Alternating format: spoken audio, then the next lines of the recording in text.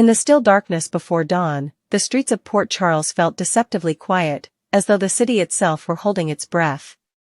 Beneath that veil of calm, a storm of vengeance and bloodshed had already been set into motion, one that would forever fracture alliances, deepen old grudges, and test the resolve of every soul entangled in Sonny's world. For years, Sonny had ruled his empire with precision and ferocity, walking the line between legitimacy and chaos. But that line vanished in an instant when an ambush shattered not only his sense of control but the very foundation of power he had built. What began as a routine morning at one of his waterfront warehouses turned into a massacre orchestrated by none other than Sidwell, an enemy long thought to have been exiled to the shadows. The attack wasn't random. It was calculated, brutal, and meant to send a message. By the time the sun cast its first light across the bay, the warehouse floor was soaked in blood, and the air reeked of betrayal. Sonny, barely clinging to life, was the sole survivor. And in that moment of pain and vulnerability, he understood that survival wasn't victory, it was an invitation for revenge. Sonny's recovery at General Hospital was agonizingly slow. He drifted in and out of consciousness, haunted by visions of his fallen men and by the silent, steel-cold stare of Sidwell that had been the last thing many of them ever saw. When he awoke, he wasn't greeted with relief or gratitude, he was greeted by guilt. Guilt for living while the others didn't.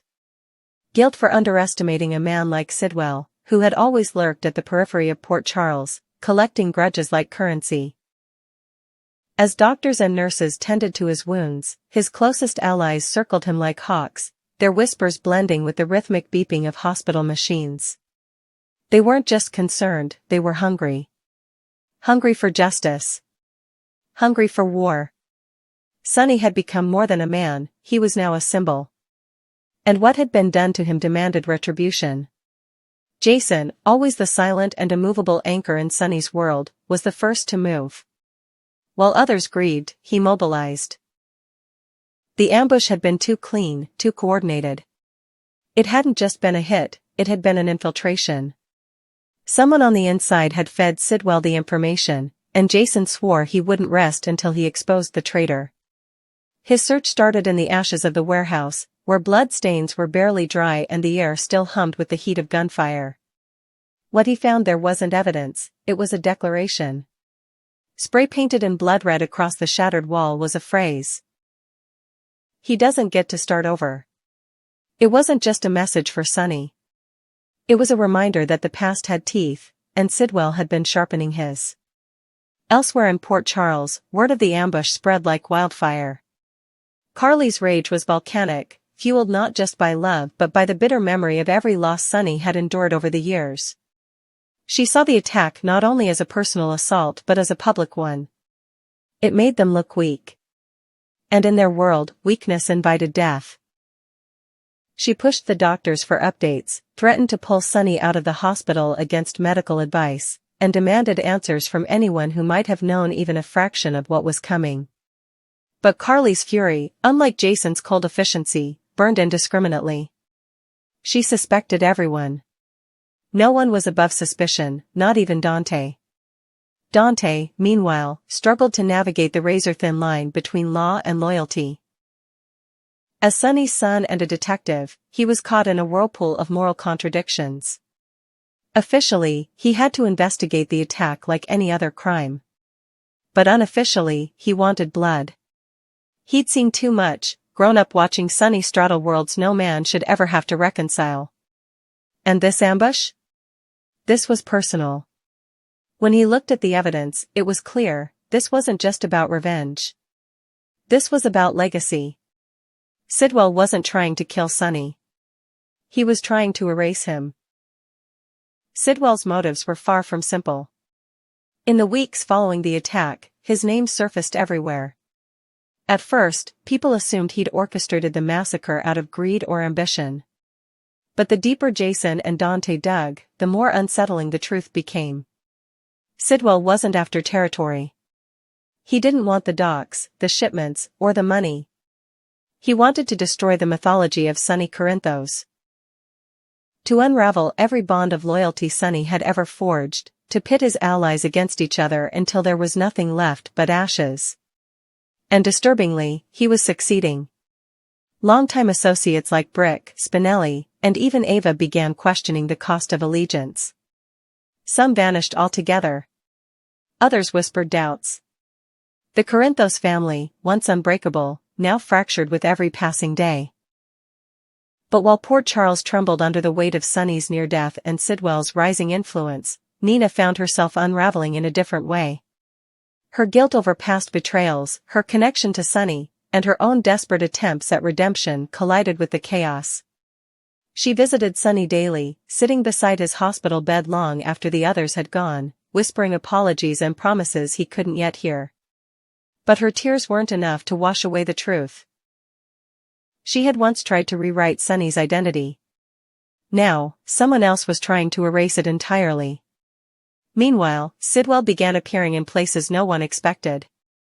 A casual sighting at the Metro Court. A luxury car parked outside Charlie's. Rumors of him offering protection to those who once relied on Sonny. He was no longer hiding. He was flaunting his power. And worse, he wasn't alone. He had new enforcers, men and women trained, ruthless, and loyal to his cause. Whispers of old enemies returning to Port Charles under his command began circulating. Cyrus. Victor. Possibly even remnants of the WSB gone rogue. Sidwell wasn't building a criminal empire, he was constructing a monument to vengeance. But Sonny wasn't dead. And when he finally opened his eyes fully, when his hand squeezed Nina's just hard enough to be felt, something shifted. He wasn't the same man who had walked into that warehouse. He was rawer, harder, colder. Every scar reminded him not only of what he'd lost but what he still had to protect. When Jason told him what Sidwell had done, when Carly showed him the list of names who'd disappeared or defected, Sonny didn't cry. He didn't scream. He nodded. Slowly. And then he asked for his jacket. The first order of business wasn't retaliation, it was restoration. Sonny needed to remind Port Charles who he was. He met with allies who'd gone quiet, called in debts that had been long forgotten, and made new deals with enemies who feared Sidwell more than they hated Sonny. He leveraged every connection, every ounce of respect he had earned in decades of rule. And then he did something no one expected, he called off immediate retaliation. Not because he had grown soft, but because he knew how Sidwell fought. Revenge served cold wasn't just a phrase. It was a blueprint. Still, not everyone agreed. Carly pushed for immediate action. Ava suggested striking Sidwell's operations in other cities. Dante nearly crossed a line in trying to bring down Sidwell's supply chain through illegal surveillance. But Sonny silenced them all with a look. He wasn't going to react. He was going to control. And that terrified everyone more than his injuries ever could. Behind the scenes, the real war began. Spinelli hacked Sidwell's logistics. Diane worked to expose political backers shielding him from prosecution. Michael, though hesitant, agreed to work with his father to shield ELQ's assets from being used against the family. Even Jocelyn, once determined to stay away from Sonny's world, began to understand that neutrality was no longer an option. Port Charles wasn't just a battleground, it was a symbol of survival. And survival required allegiance. As Sonny healed, Sidwell escalated. He bombed a shipment meant for the hospital, delayed critical medical supplies, and left cryptic notes behind with each strike. He wasn't just targeting Sonny, he was destabilizing the entire city. But with each provocation, Sonny grew more calculated. Every move Sidwell made gave Sonny insight. Every weakness Sidwell exposed became a future target. And eventually, the war of attrition would end, not with bullets, but with obliteration. Because Sonny had one thing Sidwell would never understand. A city that, despite its pain, still believed in him.